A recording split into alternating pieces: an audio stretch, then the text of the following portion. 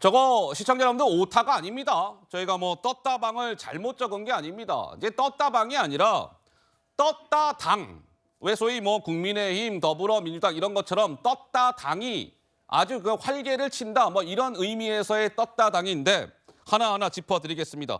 조국 전 법무부 장관이 어제 한동훈 법무부 장관이 보수의 심장, 대구를 방문했었다 이런 말씀을 드렸죠. 조국 전 법무부 장관은 글쎄요. 진보의 심장이라고 해야 될까요?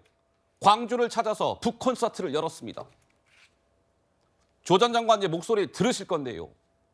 조국 전 장관 총선 출마와 관련해서 사실상 총선 출마를 하겠다 이렇게 쐐기를 박았습니다. 직접 한번 들어보시죠. 혹시 조국 신당 만드실 계획이 있는지 내년 총선에 출마하실 계획이 있는지 말씀해 주세요. 저는 사실 평생 학자를 소명으로 생각하고 살았습니다. 객관적 사실입니다. 제가 슬픕니다만은 학자로서 역할이 끝난 것 같습니다. 현재와 같은 신건부 독재 체제가 종식되어야 하고 그것을 위해서 제가 무엇인지 모르겠습니다만은 제가 돌 하나는 들어야겠다 이런 마음을 갖고 있습니다.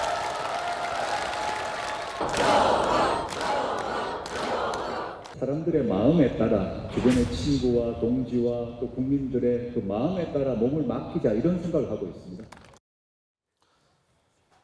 자, 조국 전 법무부 장관 어제 광주에서 북콘서트를 가졌고 오늘 오전에는 지금 보시는 바와 같이 5.18 민주묘지를 참배하는 모습을 사진으로 보고 계십니다. 오늘 오전 방문한 모습, 5.18 민주묘지를 조 전 장관이 찾았다. 총선 출마에 사실상 기정사실화하고 시동을 본격적으로 걸고 있다. 이런 해석이 나오는데 자, 5.18 민주묘지를 찾은 조 전 장관 방명록에 이렇게 적었습니다. 보시지요.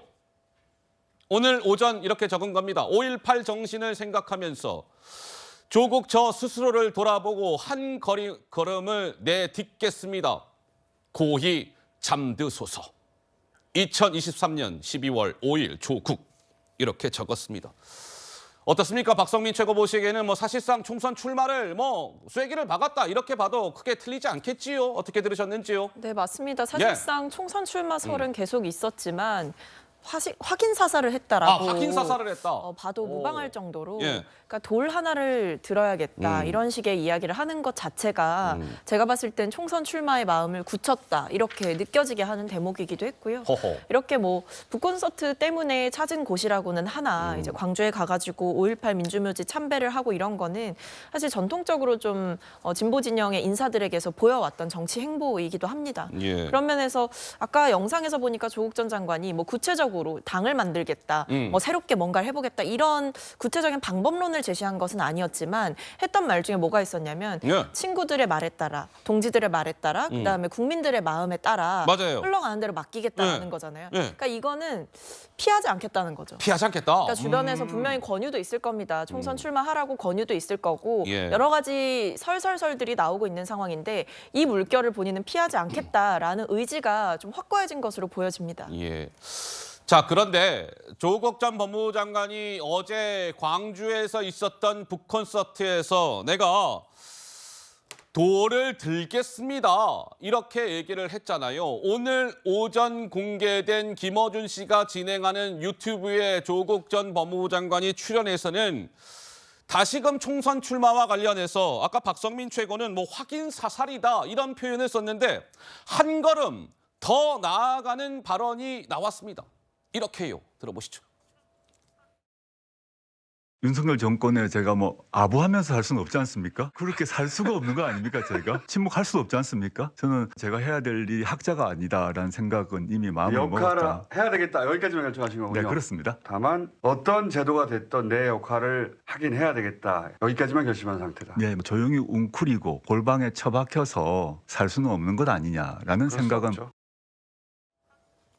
골방에 처박혀서는 살 수 없는 거 아니겠습니까? 내가 무언가 역할을 하기로 마음을 먹었습니다. 내가 윤석열 정권에 뭐라고 했어요? 아부하면서 살 수는 없는 것 아니겠습니까? 내가 돌을 하나 들겠습니다. 뭐 이런 발언들 쭉 보시면서 아하, 조국이라는 인물이 총선 출마 쪽으로 마음을 상당히 굳혔구나. 아마 시청자 여러분들도 그런 느낌들이 팍팍 오셨을 겁니다. 그런데 민주당에서는 친명할 것 없이 비명계, 친명 비명할 것 없이 조국 전 장관 총선 출마와 관련해서 부정적인 입장을 밝힌 바가 있었지요. 이어서 한번 들어보시죠. 출마는 그 개인의 자유겠죠. 네네. 법적으로 뭐 할 수 있다면 하는 건데 결국은 민주당한테는 굉장히 큰 리스크로 작용할 가능성이 크고 총선 때 조국의 강이 아닌 조국의 늪에 빠질 가능성도 예, 있다. 그렇게 말씀. 정치와 국회의원 출마가 명예회복의 수단은 아닌 것 같습니다. 정치 출마를 통해서 명예회복을 한다라는 부분과 지금의 시기가 과연 적절한가 저는 신중하게 판단할 필요가 있다. 그렇게. 네, 친명 비명할 것 없이 신중하게 판단할 필요가 있다. 부정적인 입장을 밝힌 것이지요. 조기현 변호사님, 조 전 장관 총선 출마 쪽으로 마음을 먹은 것 같은데 글쎄요, 민주당 입장에서는 좀 어때요? 좀 이게 좀 고민스러우십니까? 좀 어떻게 생각하세요? 조국의 늪까지는 아니지만 예. 부담스러운 것은 사실인 것 같습니다. 부담스럽다. 예. 예, 뭐 지지자들도 있고 조국 전 장관에 대한 검찰의 수사가 과도했다. 그리고 가족이 조리돌림 당하는 이 상황이 너무 부당하다라는 생각을 갖고 있는 분들도 분명히 있습니다. 당원인 분들도 있고요. 그럼에도 불구하고 항소심 재판이 현재 진행 중입니다.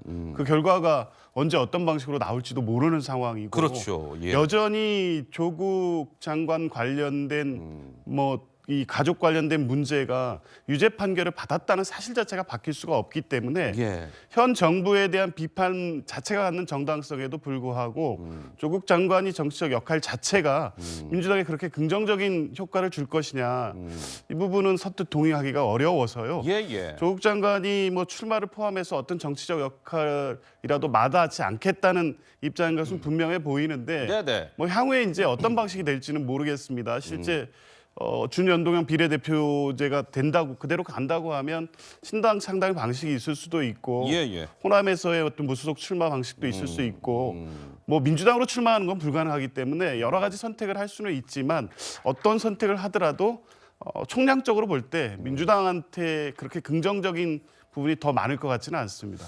자, 뭐 민주당 입장에서는 솔직히 부담스러운 게 사실입니다. 우리 조기현 변호사께서는 이런 말씀을 주셨고요. 조 전 장관의 최종 판단을 지켜는 봐야 하겠지만 최근의 발언들을 보면 총선 출마 쪽으로 마음을 많이 굳힌 듯합니다.